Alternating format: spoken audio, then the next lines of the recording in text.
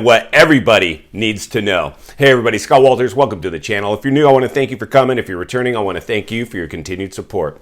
Before we get into today's red hot topic, I'm going to politely ask you to give the video a like, subscribe to the channel, leave a comment below. I would love to hear from you. Please watch to the end for my final thought. Hit the bell icon so you're notified when new videos are released. It is very important to stay close to the channel in these very tricky times. All right, folks, welcome to the channel. It's always an honor and a privilege to be with you. I hope you're all doing great. Buckle up and strap in. I got a hard-hitting pull, no punches, no sugarcoating it, no rainbows and sunshine.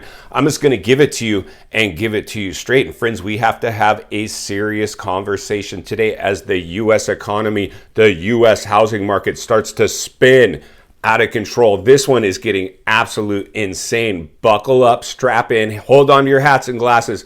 I'm about to blow the lid off of what's going on these new developments, brand new homes, and what I like to call FOMO factories. You have to know, anytime these new developments pop up, they buy all this land as cheap as they can get it, and they start just building these spec homes, track homes, cookie cutter homes, and they put several, maybe a handful, 3, 4 model units to choose from. And these aren't just model homes, they are FOMO factories designed to get you to fall in love with them and pay whatever price. They have on-site script trained sales agents that are just designed to get you to FOMO in. And but these things are like the biggest, and I know a lot of us are living, and I've seen these, believe me, I've walked through many model homes.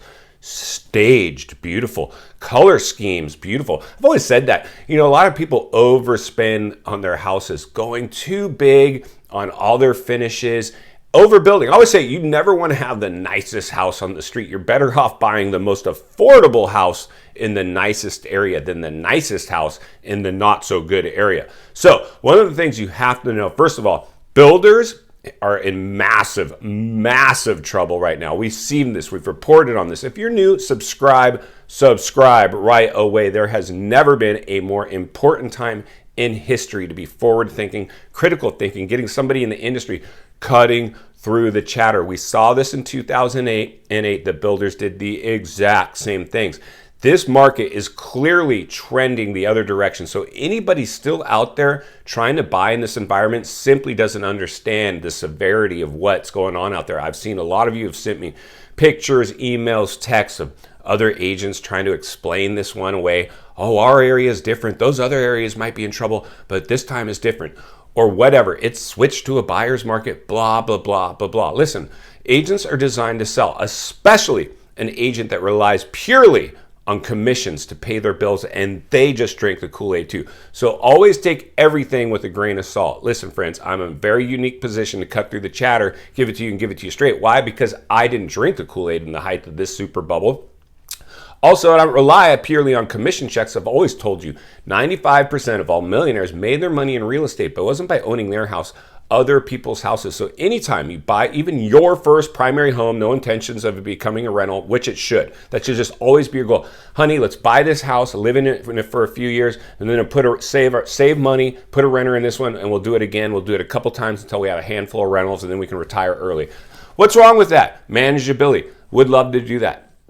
Who wouldn't, right? So I've been more lucky than skillful, I'm sure of it. But the reality just is I'm blowing the lid off these new developments, and they are in massive trouble. We've heard of them trying to buy down rates, offer incentives, red tag sales, you name it. They are in a free fall right now, and they are very unemotional when it comes to selling their homes. If I have an owner-occupied home, it's very emotional. It's very tricky to get that home off the market. I got somebody living in the home. I got to push them out of the home to do showings.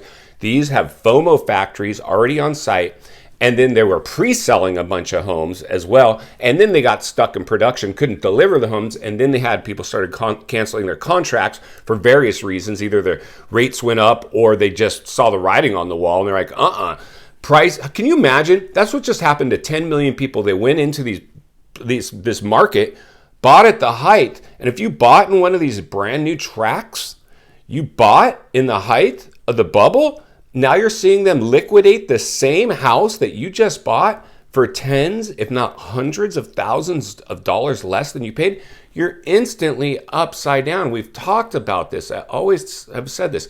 When you buy at the height of a super bubble, and it's no fault of the people that did it for the most part, Although I see a lot of agents cheerleading that shouldn't have, because they've seen this before. It's no fault. They just didn't understand this was a bubble. They believed the narrative. It's a good time to buy. Interest rates are low, blah, blah, blah, whatever. So they just bought their house, and now they're seeing there people that, if they're selling at all, getting them at a lot less money than what they just paid. So they're upside down, where they no longer own the house because they can't sell it for what they paid. The house owns them. So now they're believing things like weather the storm, at least we got a low rate, whatever the case may be. Hopefully they're right. Like I've always said, miracles still happen. I just believe this was an artificially created bubble. There's no way it could sustain itself. We're seeing that. And I'm personally I'm very, very cautious right now, because I believe a very significant recession, the blowback from not only a U.S. overheated economy and a global lockdown, with all big economies making the same mistake as our government did, overstimulating the biggest asset class we have, the housing market. That was the one thing they should have left out of this. I could have got by with a lot of other stimulus.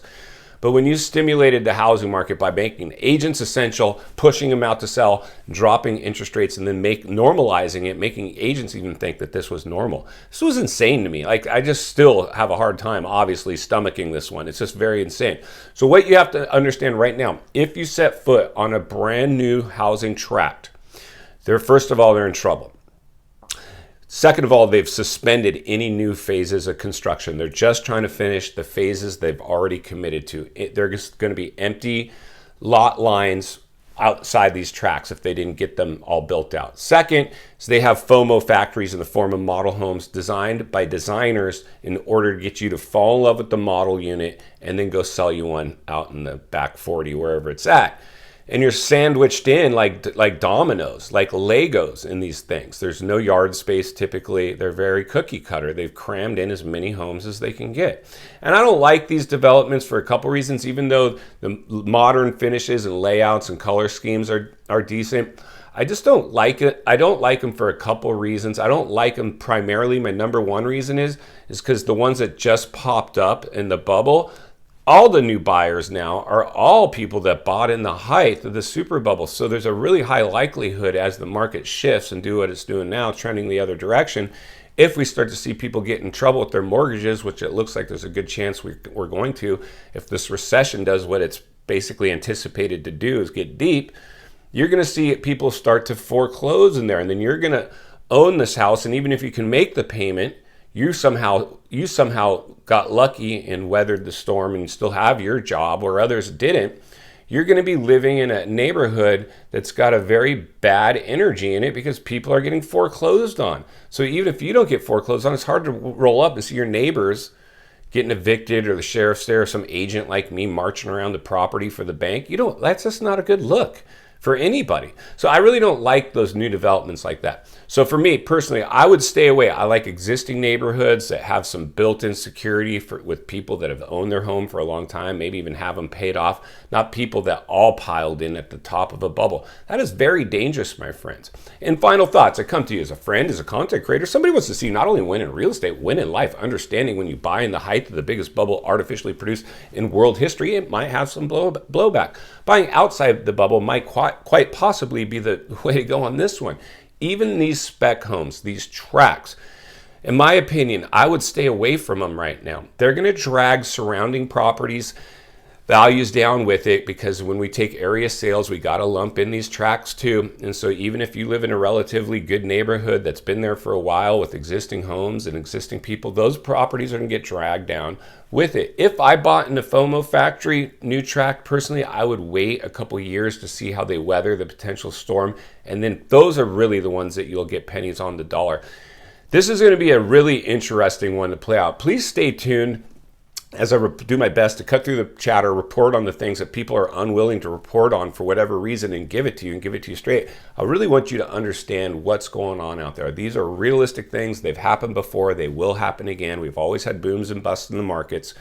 We just went through a boom. It appears we're headed for a bust. Stay tuned as we do our best to cut through the chatter. If you appreciate the content, I do want to humbly ask you to give the video a like, subscribe to the channel, leave a comment below. I would love to hear from you. Social media links are in the description of this video. If you'd like to contact me there, along with links to channels I've appeared on I think you might enjoy. If If you're interested in buying or selling real estate here in America, there's an email in the description for you as well of a network of top-rated agents in the nation ready to assist you. If you're watching from your television set today and you enjoyed this video, I think you're going to love the next one that's in your screen at this time, along with an easy subscribe icon for your convenience. As always, thank you for your time today. Please go make a count. I'll see you on the next video.